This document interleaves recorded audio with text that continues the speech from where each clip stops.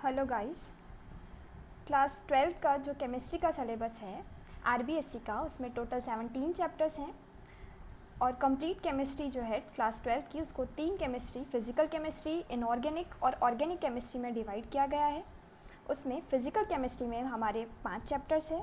First chapter है solid state, second chapter solution, third chapter electrochemistry, fourth chapter chemical kinetics और fifth chapter है surface chemistry. Inorganic chemistry में जो हमारे chapters आते हैं, chapter number 6 principle and process of isolation of elements, P block element, D and F block element और coordination compound, ये chapters inorganic chemistry में आते हैं। और ऑर्गेनिक केमिस्ट्री जो है वो उसका मेजर पोर्शन है 12th क्लास में। उसमें halogen derivatives, organic compounds with functional group containing oxygen, मतलब वो ऑर्गेनिक कंपाउंड्स में ऑक्सीजन प्रेजेंट है वो सभी फंक्शनल ग्रुप आएंगे। इसी का पार्ट 2 है nitrogen containing functional group, biomolecules, polymer, stereochemistry और केमिस्ट्री इन एवरीडे लाइफ। ये सारे चैप्टर्स ऑर्गेनिक केमिस्ट्री के चैप्टर्स हैं। ऑर्गेनिक केमिस्ट्री का कुछ पोर्शन हमारे 11th में ड्यू रह गया था। सबसे पहले अपन वो स्टार्ट करेंगे।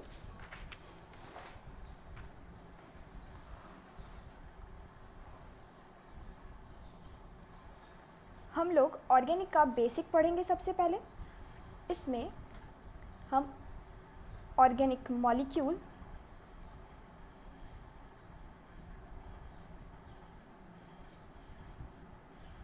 स्ट्रक्चर, बॉन्डिंग एंड प्रॉपर्टीज पढ़ेंगे।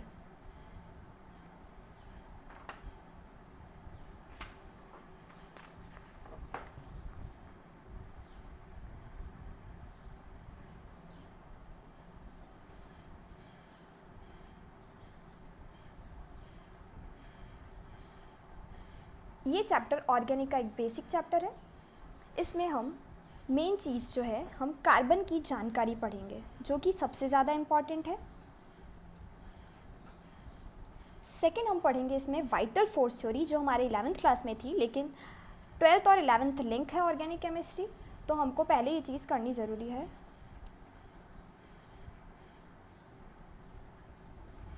और थर्ड हम पढ़ेंगे इसमें डेफिनेशन पढ़ेंगे ऑर्गेनिक केमिस्ट्री की, ओल्ड डेफिनेशन क्या थी और न्यू डेफिनेशन क्या है।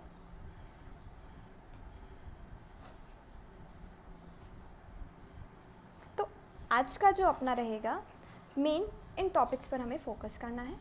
सबसे पहले ऑर्गेनिक केमिस्ट्री है क्या।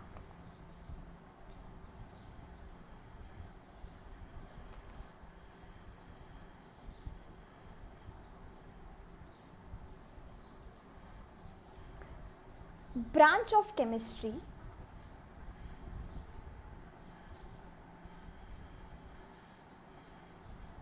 केमिस्ट्री की वो ब्रांच जिसमें कार्बन कंटेनिंग कंपाउंड की स्टडी करी जाती है, उसे ऑर्गेनिक केमिस्ट्री कहा जाता है। मैं फिर से रिपीट करती हूँ, केमिस्ट्री की वो ब्रांच जिसमें कार्बन कंटेनिंग कंपाउंड्स की स्टडी करी जाती है वो ऑर्गेनिक केमिस्ट्री कहलाती है। कार्बन पीरियोडिक टेबल का एटॉमिक नंबर 6 है इसका, और एटॉमिक वेट इसका 12 है। इसका electronic configuration 1s2, 2s2, 2p2 होता है। ये सभी चीज़ें वैसे तो हमने पढ़ रखी है, लेकिन फिर भी एक बार ऑर्गेनिक स्टार्ट करने से पहले ये चीज़ें हमें आनी चाहिए।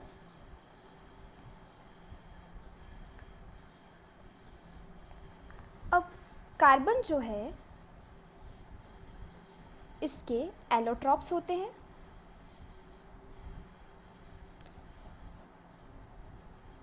जिसमें हमने डायमंड पढ़ा है, ग्रेफाइट पढ़ा है और फुलरिन पढ़ा है। अब एलोट्रॉप्स क्या होते हैं। एलोट्रॉप्स वो कंपाउंड जिनमें फिजिकल प्रॉपर्टीज जो है वो चेंज होती है, लेकिन केमिकल प्रॉपर्टीज जो है वो सेम रहती है।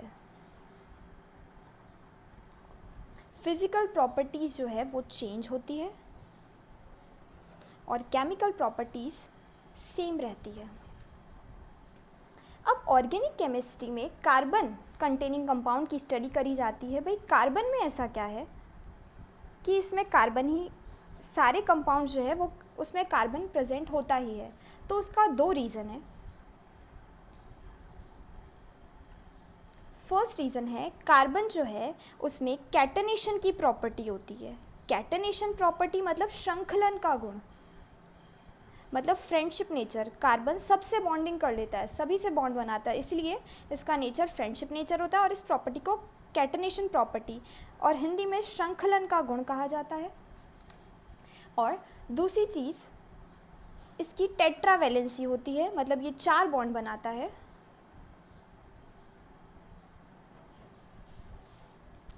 ये मेन 2 रीज़न है। अब हमारे यहाँ पर कार्बन की जानकारी कंप्लीट हुई है। अब अपन सेकंड चीज़ वाइटल फोर्स थ्योरी पढ़ेंगे, जो हमने 11th में भी पढ़ी थी। Vital force theory.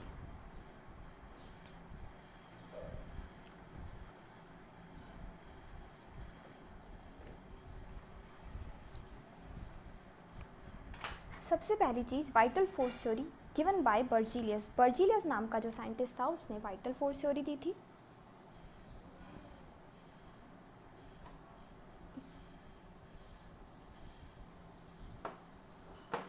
तो बर्जीलियस ने ये बताया कि जो ऑर्गेनिक कंपाउंड है वो लिविंग बीइंग से ऑब्टेन होते हैं, मतलब जितनी भी जीवित चीज़ें हैं उन्हीं में ऑर्गेनिक कंपाउंड्स बनते हैं, ऐसा बर्जीलियस का कहना था। और इसी को उन्होंने वाइटल फोर्स थ्योरी के नाम से बताया। Obtain by living being.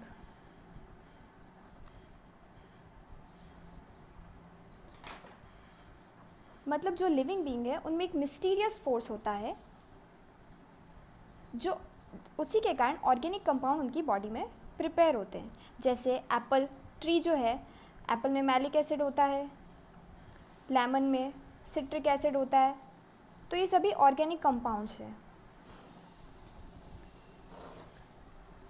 पहले ऐसा माना जाता था कि जो ऑर्गेनिक कंपाउंड्स हैं उनको आर्टिफिशियली लैब में प्रिपेयर नहीं किया जा सकता था।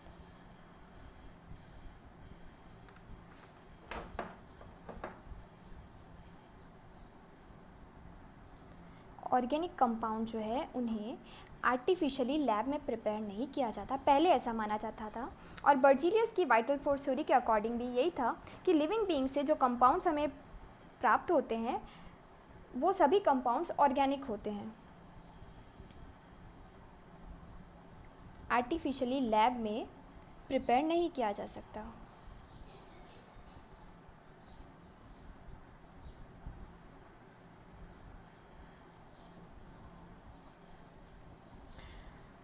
फिर सबसे पहले होलर नाम का साइंटिस्ट था जिसने फर्स्ट ऑर्गेनिक कंपाउंड लैब में प्रिपेयर किया। होलर जो साइंटिस्ट था इसने फर्स्ट ऑर्गेनिक कंपाउंड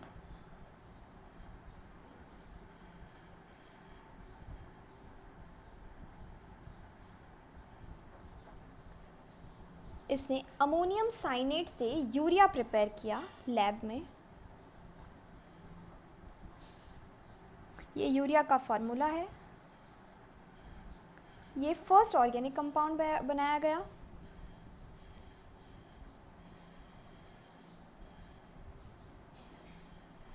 अमोनियम साइनेट से यूरिया, फर्स्ट ऑर्गेनिक कंपाउंड जो लैब में प्रिपेयर किया गया।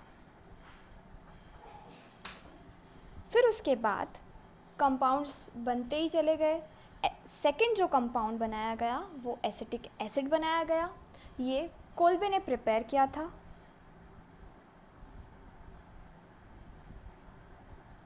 कोल्बे नाम के साइंटिस्ट ने सेकंड ऑर्गेनिक कंपाउंड बनाया। फिर मीथेन बनाई गई थर्ड ऑर्गेनिक कंपाउंड, ये बार्थलीस्ट ने बनाई थी।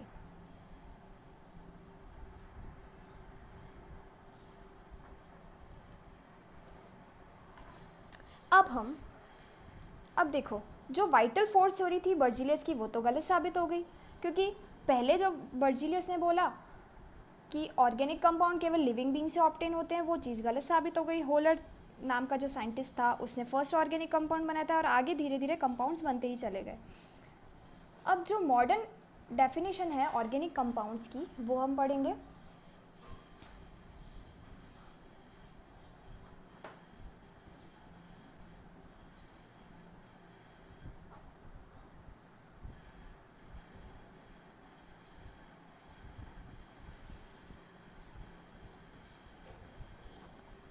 तो जो मॉडर्न डेफिनेशन है इसके according it is the study of hydrocarbon and it's derivative, कि ऑर्गेनिक केमिस्ट्री जो है it is the study of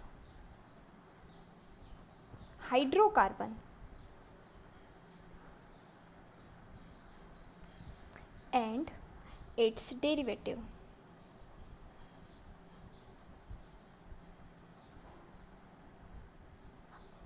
hydrocarbon और उसके व्युत्पन्नों का जो अध्ययन है वही ऑर्गेनिक केमिस्ट्री है। अब मैं आपको कुछ क्वेश्चंस देती हूँ, उसमें से आपको बताना है कि कौन कौन से कंपाउंड्स ऑर्गेनिक है और कौन कौन से कंपाउंड्स ऑर्गेनिक नहीं है। विच ऑफ द फॉलोइंग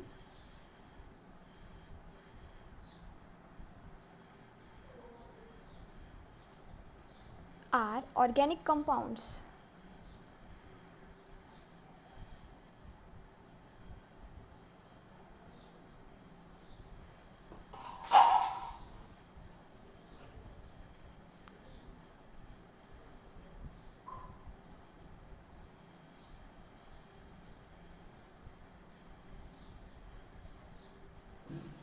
ये कुछ कंपाउंड्स है, ये मैं बना रही हूँ इनके स्ट्रक्चर्स, तो आपको बताना है कि कौन कौन से ऑर्गेनिक कंपाउंड है और कौन कौन से इनमें से ऑर्गेनिक कंपाउंड नहीं है।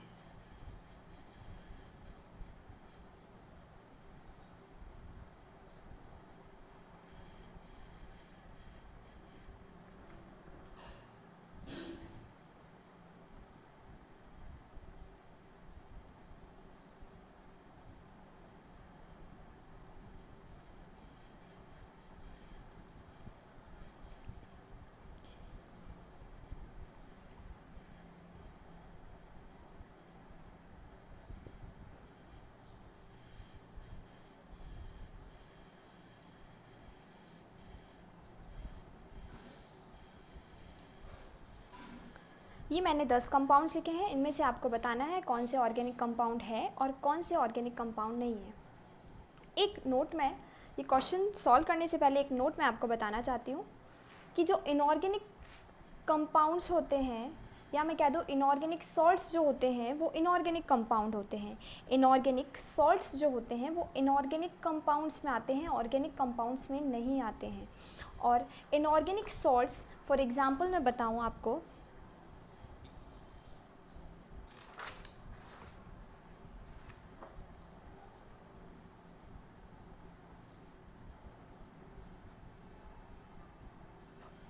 इनऑर्गेनिक सॉल्ट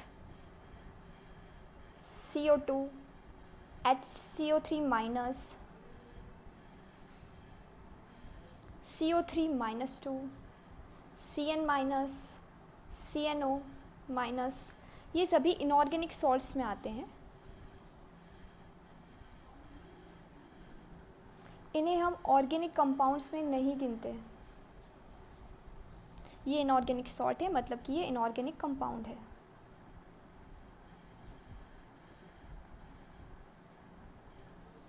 अब आपको ये जो क्वेश्चन मैंने लिखे थे इनमें से आपको बताना है कि कौन से ऑर्गेनिक कंपाउंड है और कौन से ऑर्गेनिक कंपाउंड्स नहीं है।